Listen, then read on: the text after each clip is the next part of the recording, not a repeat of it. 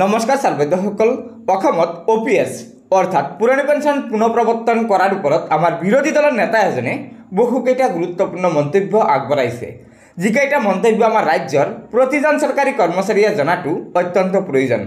গতিকে ছাৰবাইদেউসকল বলক এটা ভিডিঅ' ক্লিপৰ জৰিয়তে আমি পুৰণি পেঞ্চন পুনঃপ্ৰৱৰ্তন কৰাৰ ওপৰত থকা আজিৰ এই গুৰুত্বপূৰ্ণ খবৰটো জানি লওঁ তাৰ আগতে আপোনালোকক এটা অনুগ্ৰহ কৰি লগৰ বন্ধুবৰ্গক এই ভিডিঅ'টো শ্বেয়াৰ কৰি আজিৰ এই গুৰুত্বপূৰ্ণ খবৰটো জনাই দিব আৰু পৰৱৰ্তী সময়ত ৰাজ্যৰ চৰকাৰী কৰ্মচাৰীসকলৰ বিভিন্ন খবৰসমূহ পোনপ্ৰথমে পাবলৈ অনুগ্ৰহ কৰি আমাৰ এই চেনেলটো ছাবস্ক্ৰাইব কৰি ল'ব গতিকে বলক আমি আগবাঢ়ি যাওঁ পুৰণি পেঞ্চন নীতি প্ৰৱৰ্তন কৰিবৰ কাৰণে লাহে লাহে দেশত এটা ডাঙৰ জনমত গঢ়ি উঠিছে আৰু ইতিমধ্যে কংগ্ৰেছ শাসনলৈ আহোঁতে প্ৰতিশ্ৰুতি দিয়া ৰাজ্যকেইখনত কংগ্ৰেছে ক্ষমতা দখল কৰিছে আৰু এই নীতি প্ৰয়োগ কৰা হৈছে গতিকে এটা ভয়ংকৰ কথা এইটো এটা ষ্টক এক্সচেঞ্জৰ লগত জড়িত এটা বিষয় আপোনালোকে জানে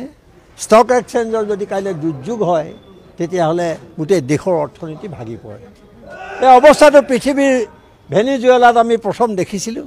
আৰু ইয়াতো আমাৰ ষ্টক এক্সচেঞ্জৰ যেতিয়া সমস্যা হয় দুৰ্দশা হয় ইয়াতো আমি দেখোঁ যে অৰ্থনৈতিক অৱস্থাটো বেয়াৰ ফালে যায়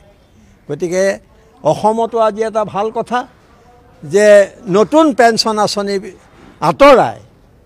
লক্ষ লক্ষ কৰ্মচাৰী ইয়াৰ লগত জড়িত প্ৰশাসনৰ মূল শক্তি মূল পৰিচালিকা শক্তিটোৱে হৈছে কৰ্মচাৰীসকল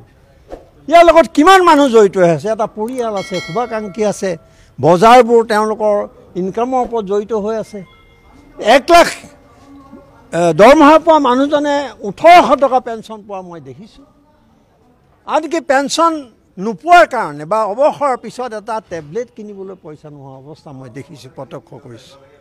আৰু ঔষধৰ দাম ইটো বস্তু চাৰিওফালে কি অৱস্থা হৈছে আপোনালোকে দেখিছে গতিকে এইখন চৰকাৰে এই কাম নকৰে এইখন চৰকাৰ কৃষক বিৰোধী চৰকাৰ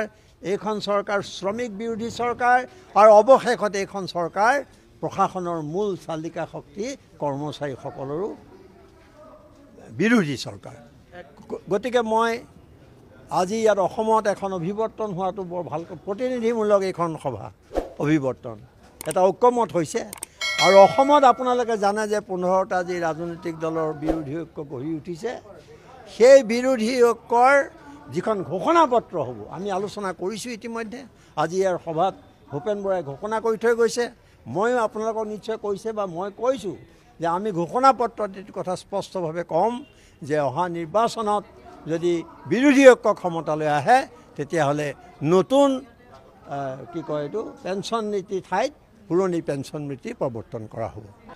গতিকে ছাৰবাইদেউসকল এয়া নিশ্চয় অসমত পুৰণি পেঞ্চন পুনৰ প্ৰৱৰ্তন কৰাৰ ওপৰত এটা অত্যন্ত গুৰুত্বপূৰ্ণ খবৰ সেয়েহে লগৰ বন্ধুবৰ্গক এই ভিডিঅ'টো শ্বেয়াৰ কৰি আজিৰ এই গুৰুত্বপূৰ্ণ খবৰটো জনাই দিব আৰু নতুনকৈ অহা ছাৰবাইদেউসকলে পৰৱৰ্তী সময়ত ৰাজ্যিক কৰ্মচাৰীসকলৰ বিভিন্ন খবৰসমূহ সম্পূৰ্ণ শুদ্ধ তথ্যৰ ওপৰত পোনপ্ৰথমে পাবলৈ অনুগ্ৰহ কৰি আমাৰ এই চেনেলটো ছাবস্ক্ৰাইব কৰি ল'ব গতিকে ছাৰবাইদেউসকল আজিৰ ভিডিঅ'টো ইয়াতে সমাপ্ত কৰিলোঁ ধন্যবাদ জয় আই অসম।